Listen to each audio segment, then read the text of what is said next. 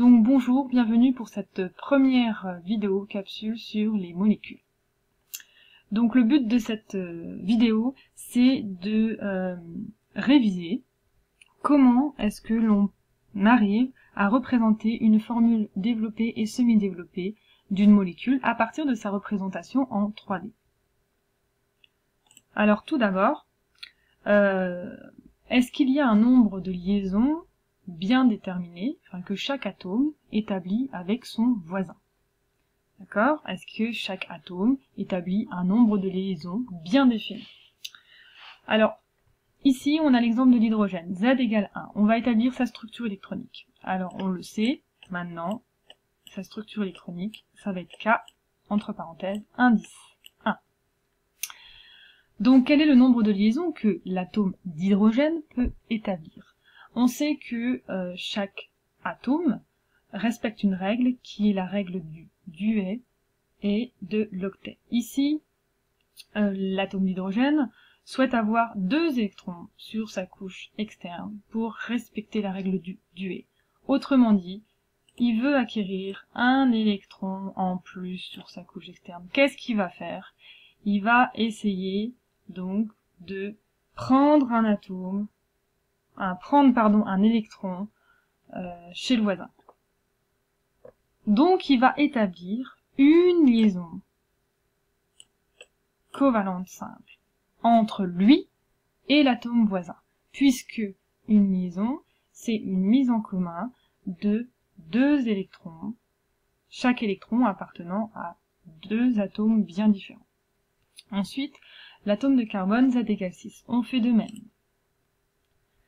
On a donc K2, L4. Combien est-ce que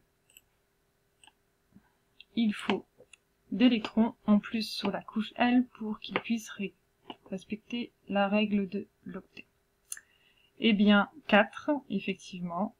Donc, le nombre de liaisons que l'atome de carbone peut établir avec ses voisins, c'est 4. Ok.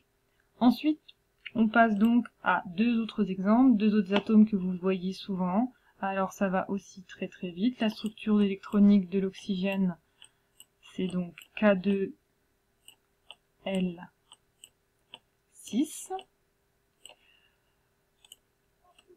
De même, l'atome d'oxygène cherche à obtenir 2 électrons en plus sur sa dernière couche externe pour avoir 8 électrons, pour respecter la règle de l'octet. Donc l'oxygène ne peut établir que 2 liaisons. Pour ce qui est de l'azote, sa structure électronique, c'est donc K2L5. Lui, il a donc 5 électrons sur sa couche externe. Pour respecter la règle de l'octet, il lui faut donc 3 électrons supplémentaires qu'il va piquer ou qui va s'appareiller avec les autres atomes voisins. Autrement dit, il va réaliser 3 liaisons avec ces atomes voisins. Très bien.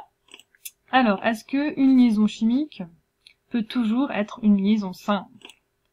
Il y a 3 types de liaisons chimiques covalentes entre 2 atomes. Si on représente un atome A et un atome B, ils peuvent établir entre eux une liaison ici, que l'on appelle une liaison simple.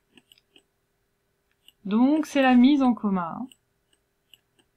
Une liaison simple, c'est la mise en commun d'un électron qui appartient à A et d'un électron qui appartient à B.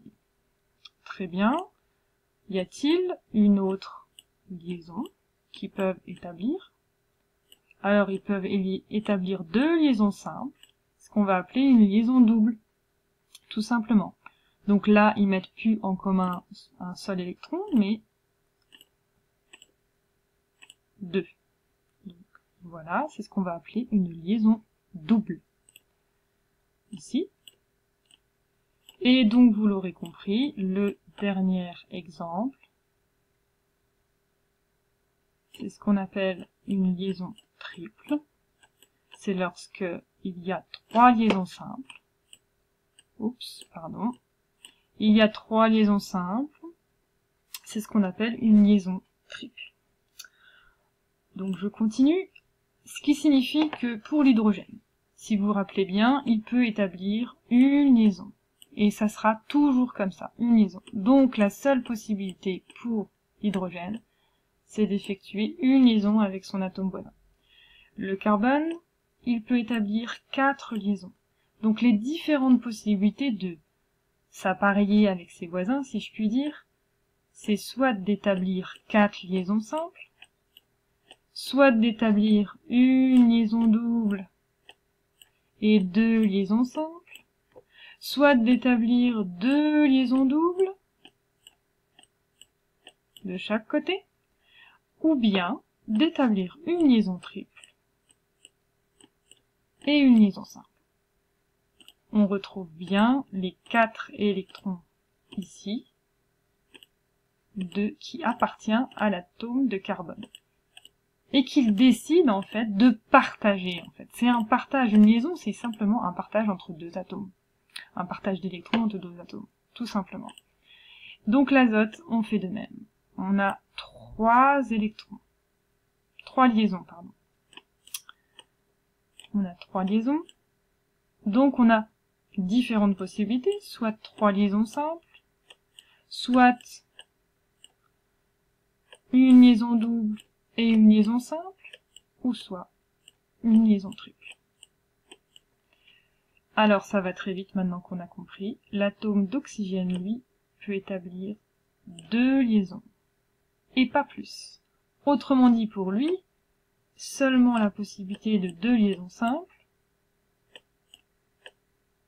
et la possibilité d'une liaison double. Attention, attention, je ne veux pas voir ça.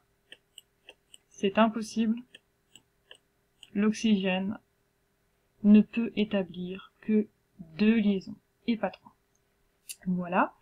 Alors maintenant, comment est-ce qu'on va se servir de ça pour représenter une molécule en formule développée et semi-développée à partir de sa représentation en 3D. Ici, on a la formule de l'éthane, qui est une molécule en 3D, représentée ici en 3D. La formule développée ici, je vous rappelle, donc le code couleur, on a l'atome de carbone en noir, on a les liaisons simples ici, et on a les atomes d'hydrogène qui sont en blanc. Alors on va représenter l'atome de carbone, les 3 liaisons simples.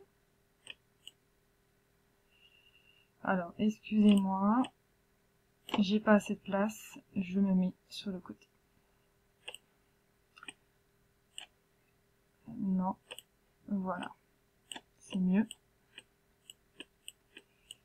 Alors, on a les 3 liaisons simples.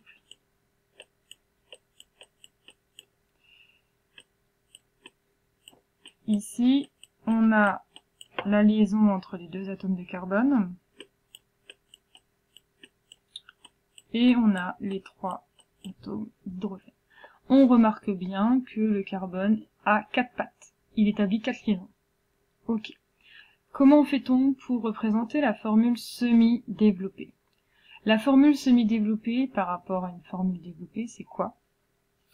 Eh bien, on va condenser toutes les liaisons qui incluent un atome d'hydrogène. Autrement dit, cette liaison-là, excusez-moi, cette liaison-là, cette liaison-là, cette liaison-là, cette liaison-là, cette liaison-là et cette liaison-là. La formule semi-développée est un mixte entre la formule développée et la formule brute. On garde finalement que le squelette carboné. Et les atomes d'hydrogène, comme on sait qu'ils ne font qu'une liaison, qu'ils établissent qu'une liaison avec leurs voisins, on les met juste à côté. Et on les compte. Autrement dit, ici, on a 3 atomes d'hydrogène reliés au premier C, ce qui fait CH3. On garde la liaison ici. Et on a aussi 3 atomes d'hydrogène. Donc, la molécule d'éthane s'écrit comme ça en formule semi-développée.